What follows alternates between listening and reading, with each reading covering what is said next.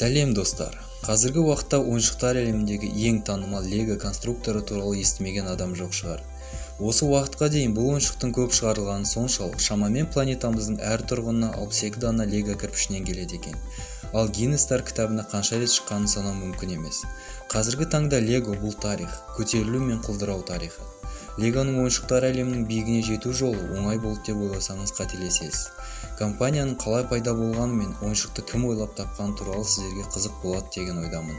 Ал сіздер каналға тіркелуді ұмытпаңыздар. Лего компаниясының қалаушысы Оле Кирк Кристенсен 1891 жылы Данияның шағын қалашығында фермерлер отбасында дүниеге келген. Отбасында 10 бала болғанымен ата-анасы оқуын оқытып, орта біліммен қамтамасыз еткен. Жасөспірім кезінде ол ағаш шеберлігін үйреніп, шағын зауытта жұмыс жасай бастаған. Шағын қалашықта жұмыс болмағасын Германияға кетуді жөн санайды. Ол жақта мал шаруашылығы, ағаш өңдеу, жиһаз жинау саласында қызмет жасаған. Бірақ бір орында тұрақталмай, әртүрлі мемлекеттерге барып, өз кәсібін табуға тырысады. 20 ғасырдың өмірі бұл жігітке оңайға түскен жоқ, және Бірінші дүниежүзілік соғыста Еуропаға өз әсерін тигізді. 20 жасына таяғанда Кирк жақсы өмір мен ақша табу мақсатында Норвегияға аттанады. Өзінің болашақ әйелі Кирстен Сэренсенді кездестірмесе, ол жақта да көпке қалмаған болар еді. Сөйтіп жас жігіт отбасын құрып, сол елде тұрақталады. Жас отбасын қамтамасыз ету үшін ол қолынан келетін кәсіппен айналысқан. Ол кішкентай шеберхана ашып, фермерлерге жиһаз жасайды. Барлығы жақсы болып келе жатқанда 1924 жылы шеберханада өрт шығып, ішіндегі заттар толығымен жанып кетеді. Өрттің себептері сол күйі табылмады. Кирктің ойынша бұл конкуренцияның салдары болған. Осылайша шеберхананы қалпына келтіруге күш жұмсамай, жиған тергенін алып әйелімен бірге өзінің туған жері Данияға аттанады. 1932 жылға дейін 41 жасында Кирк 4 ұлдың әкесі атанады. Бұл жерде де кішкентай сарайда ағаш өңдейтін цех ашып жұмысын жалғастырады. Тапсырыстар аз болды, бірақ күн көруге жететін еді. Бірақ бір күні белгісіз себептермен әйелі Кирстен қайтыс болады. 4 баламен жалғыз қалған әкеге қиын күндер туған сәт болды. Осылайша қайғылы жағдайлармен алып Лего корпорациясы бастау алған болатын. Анасынан айырылған балалардың көңілін табу үшін жалғыз басты әке ағаштан ойыншықтар жасай бастайды. Жұмыстан соң үйіне келгенде балалардың ойыншықты қолынан тастама ойнап жүргенін көріп, кризис уақытының өзінде бұл тауарға сұраныстың көп екенін байқайды. Осылайша 15 жасар ұлы екеуі ағаштан машиналар мен қаздарды сүргілеп, ойыншық жасай бастаған. Ал 12 жасар ұлы көшеге шығып, ойыншықтарды сатумен айналысқан. Тауарға сұраныс артып, тұтынушылар жақын маңдағы қалалардан да келіп ала бастаған. Өзі жалғыз жұмысты алып жүруге қиынға соғып, 1934 жылы 7 адамнан тұратын команда жинап, кәсібін кеңейте бастаған. Басқа ойыншық шығарушылардан ерекшелену үшін Кирк ойыншықтарына ат қояды. Дат тілінен аударғанда лед және год жақсы ойнау деген мағынаны білдіреді. Кирк екі сөздің бірінші екі әріпін алып, Лего сөзін шығарады. Кейіннен латын тілінен Лего сөзі мен үйренемін немесе мен жинаймын деген мағына беретін анықталған. Ал қазіргі біз білетін қызыл фондағы ақ жазу тек 1973 жылы шыққан.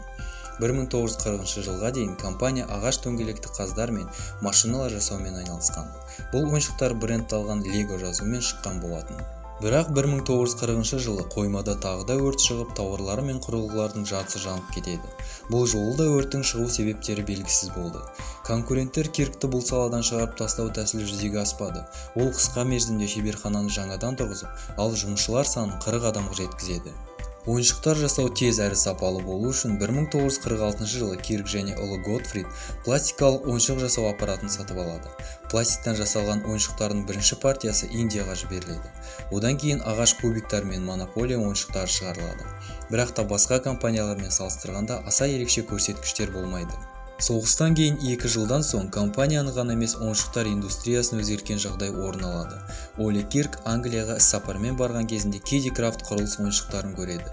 Өз еліне келіп, осы ойыншыққа ұқсатып ағаштан құралатын кірпіштерді жасауға кіріседі. Бірақ тұтынушылар мұнымен қалай ойнайтынын түсінбей көп сұранысқа ие болмайды. Уақыт бір орында тұрмайды. Осылайша барлық ойыншық жасаушылар ағаш тауарлары тез сынатын болғандықтан пластикқа көше бастайды. 50-ші жылдардың басында компания пластик құю машиналарын сатып алады. 1955 жылы компания Германиядағы жәрмеңкеде 28 ойыншық комплектінен және 8 автомобильден тұратын ойыншық әлемін ұсынады. Бірақ компанияның негізін қалаушы өз туындыларын бүкіл әлемді жаулап алған сәтін көріп үлгермеді. Оле Кирк 66 жасында дүниеден өтеді. Ал отбасылық бизнесті ұлы Готфрид басқаратын болады. 1960 жылға дейін компания ағаштан да пластиктан да тауар шығарып отырған. Күндердің бір күнінде сенуге қиын жағдай орын алады. Иә достар, тағы да өрт. Ағаш бұйымдар сақталған қоймаға найзағай түсіп, үшінші рет барлығы толығымен жанып кетеді. Бірақ Готфрид қойманы қалпына келтіруден гөрі пластик тауарларға аса көңіл бөлу керек деп шешім қабылдайды. Жұмысшылар санын 500 адамға дейін көбейтіп, ағаш ойыншықтарды пластикқа ауыстырады.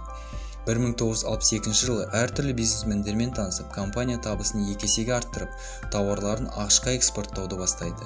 1966 жылы кішкентай балаларға арналған Lego дупле шығады, ал бір жылдан соң үлкен жастағы балаларға арналып техник сериясы шығады. 60 жылдардың соңында мыңдаған адамдардың көңілінен шығып, Lego жаңа деңгейге көтеріледі. Осылайша 1968 жылы 59 гектар жерде Билланд қаласында көңіл көтеру паркі Legoland ашылады. 1979 жылы Готфрид Кристенсен басшылықты ұлы Кьель Кирк Кристенсенға береді. Ол компанияны 2004 жылға дейін басқаратын болады. Кьельтің басшылығы кезінде тематикалық Legoland Space ойыншықтары пайда болады. Кішкентай Lego адамдары бар ойыншықтар сериясы осы уақыттан бастап алады. 80 жылдары компания болттардан құралатын Lego Technic сериясын шығарады, ал кейбірлерінде шағын қозғалтқыштарға дейін болған. 90 жылдары робот құрауға бағытталған Lego Mindstorm жарық көреді. 1992 жылы Lego 500 метрлік ойыншық темір жолы мен 400 мың Lego кірпіштерінен тұратын қамал құрап, 2 рекорд Гиннесіне ие болады. Компания халықтың назарын жаулап, балаларға арналған Lego Kids Wear киімдерін шығарады. 1997 жылы Legoның кішкентай адамдары бар видео ойыны шығады. Сол жылы атақты фильмдерге арналған сериялары да пайда болады. Осылайша Lego Star Wars, Lego Harry Potter сияқты жинақтары жарық көреді. 1997 жыл мен 2000 жылдар компания үшін табысты болды. Құрама Штаттардағы Диснейлендте Lego орталығы ашылады. Алғашқы интернет дүкенін ұсынып, кітаптар сатылымға шығады. 2000 жылдардың басында компьютерлік ойындар дамып, компанияның қарқыны төмендей бастайды. Сол уақыттағы компания шығыны $220 миллион құраған. Әрине, бұл жағдайды тез арада түзеу керек болды.